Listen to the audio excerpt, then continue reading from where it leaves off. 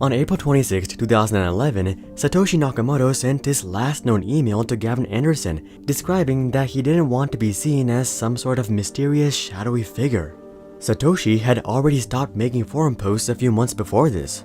Unlike YouTuber goodbyes though, Satoshi was being dead serious, as we haven't heard anything from him in over a decade.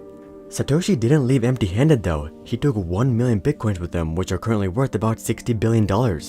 At this point, if Bitcoin were to hit some of the bullish targets in the hundreds of thousands or millions, Satoshi would easily become the world's richest person and possibly even a trillionaire. But to this day, we don't know the identity of Satoshi, and ironically, he's become more and more of the mysterious shadowy figure that he didn't want to become. So why did Satoshi leave and what happened to him? Taking a look back, Satoshi wasn't always so quiet. When Satoshi started coding Bitcoin in 2007, he knew that he would have to build a strong community around the project for it to actually build momentum. At first, he simply targeted crypto enthusiasts who could help him develop Bitcoin. In October of 2008, he used a cryptography email list to send out the first whitepaper of Bitcoin. This attracted the attention of some of the most famous cyberpunks in the world such as Hal Finney, Gavin Anderson, and Szabo. While these guys are well respected as the early visionaries of Bitcoin today, back in 2009, these guys were more or less just weirdos working on some sort of underground currency. Satoshi launched version 0.1 of Bitcoin a few months later in January of 2009.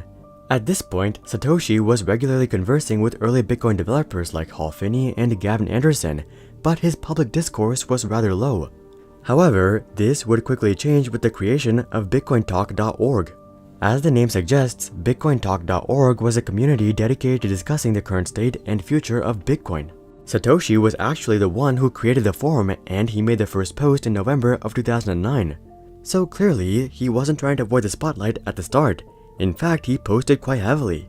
Between November of 2009 and December of 2010, Satoshi made a total of 575 posts, which means that Satoshi was making 1 to 2 posts every single day.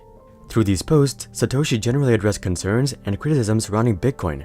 Sometimes, he even shared his opinion on certain aspects of Bitcoin or cryptocurrencies as a whole. For example, in one of his last posts, Satoshi agreed that miners should get a fee for all transactions, IP changes, and renewals. But just 2 days after this, Satoshi would make his last post, and it wasn't some sort of goodbye post either. His last post was actually about how Bitcoin was extremely vulnerable to a DOS attack, and that this, along with several other vulnerabilities, needed to be addressed. Maybe this was on purpose. It's possible that Satoshi wanted his last post to draw attention to the shortfalls of Bitcoin. Or maybe the decision to stop posting was made after he made the post. We'll probably never know, but there are a few likely reasons as to why he decided to leave, starting with decentralization. Nowadays, many crypto investors/traders don't really care about the fundamentals or principles of crypto. They may be a proponent of digitalized currencies, decentralized finance, and blockchain technology. But oftentimes, this is not the primary motive behind their investment. The number one reason they invested into crypto is to make money. Now, there's nothing wrong with this, but this demographic shift from cyberpunks to investors has substantially altered the expectations of the crypto community. Many investors actually like having a CEO-type figure like Vitalik Buterin with Ethereum and Charles Hoskinson with Cardano. These founders are able to directly address issues with their cryptocurrencies and provide investors with future outlooks like Ethereum 2.0. But in the early 2010s, the crypto community wasn't a very big fan of such leaders, as it went against the principles of crypto. The entire point of a decentralized currency is to eliminate the presence of a central authority. The existence of Satoshi himself was a clear violation of this fundamental principle. So one of the main reasons Satoshi left was likely to embrace the community and eliminate the central authority. I'm confident that Satoshi planned on leaving the community from the very beginning. But I do think it's possible that he was forced to leave earlier than he originally anticipated due to 2 concerns, starting with the risk of creating an underground currency. In Satoshi's last email to Gavin, he describes that he doesn't like how Gavin, as well as the general crypto community, sees Satoshi as a dark, mysterious figure. He goes on to emphasize that this simply made it easier for the media to paint Bitcoin as a pirate currency. Given the decentralized nature of Bitcoin, it's already super prone to illicit activities. I mean, if you just scroll down to the comment section of this video, I'm sure there's an abundance of crypto experts named Mary Jane that can double your money in 2 hours. And though Mary Jane is a terrible person for scamming desperate individuals out of a few hundred or a few $1,000s, The crimes associated with Bitcoin are oftentimes much larger, like tax evasion, money laundering, drug dealing, ransoms, and who knows what else.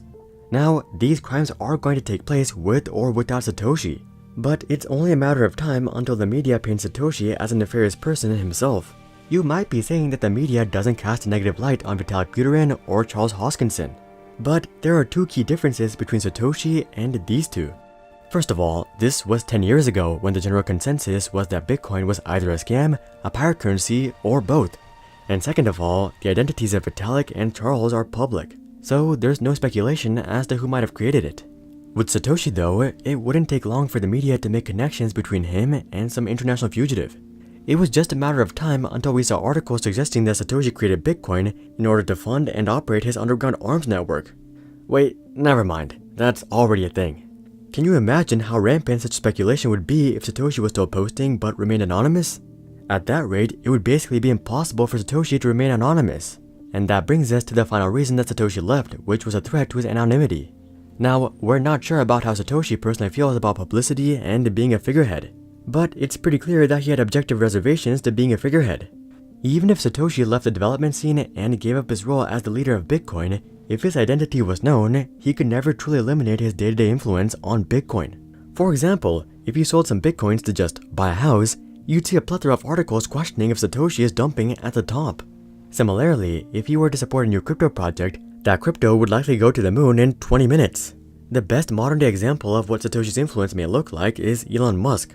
When Elon announced that Tesla bought Bitcoin, Bitcoin was actually experiencing a pretty serious correction. Bitcoin had corrected from 40k down to 27k and looked like it was about to test a breakout at 20k. But Elon's announcement skyrocketed Bitcoin to 60k instead.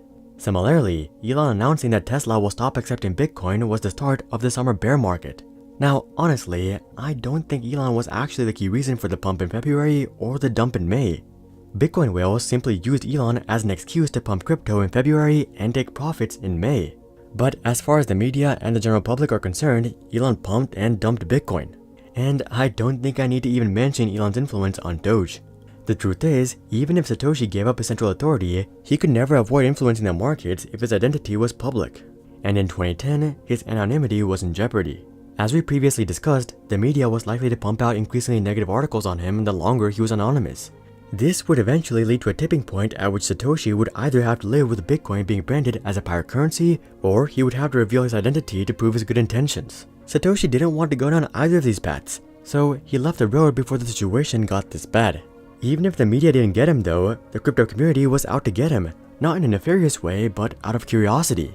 A large portion of the Bitcoin community was curious as to who created Bitcoin. They were collecting the crumbs that Satoshi accidentally left behind and starting to piece together his identity. Also, let's keep in mind that we're dealing with a group of super nerds who like to code Bitcoin during their free time. If Satoshi kept posting, it was just a matter of time until someone found his address or his Facebook page. So at the end of the day, Satoshi left to protect the decentralized nature of Bitcoin, shift the focus to the community, avoid becoming a figurehead, and protect his anonymity. Ironically, I actually have a full video on the top contenders for Satoshi. But anyway, now that we answered why Satoshi left Bitcoin, we only have one question left. Where is he today? Well, the general consensus is that there are really only two possibilities. The first option is that he's dead. Maybe Satoshi didn't stop posting because he was trying to protect his anonymity. It's possible that Satoshi left because he was ill and eventually died. The top contender supporting this theory is a man named Hal Finney. Hal Finney is a cyberpunk who was involved with Bitcoin basically from day one. In fact, he was the recipient of the first Bitcoin transaction. But unfortunately, he was diagnosed with ALS and became increasingly immobilized before he died in August of 2014. The other leading theory is that Satoshi never actually left Bitcoin. He gave up the alias Satoshi, but he continued to be part of the community using his real identity. This way, he could still work on Bitcoin but avoid all the pressures of being Satoshi. The top contenders for this theory include Gavin Anderson and Nick Szabo. Gavin Anderson was the one that led Bitcoin development after Satoshi left. So maybe Satoshi just handed the reins to himself.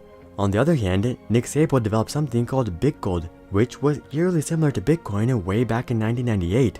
Maybe he decided to launch a refined version of Bitgold called Bitcoin.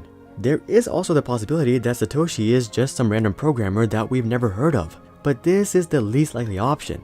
In all likelihood, Satoshi was probably a well-respected figure within the crypto and cyberpunk community well before Bitcoin was a thing. But that's just what I think. What do you guys think happened to Bitcoin's founder? Comment that down below.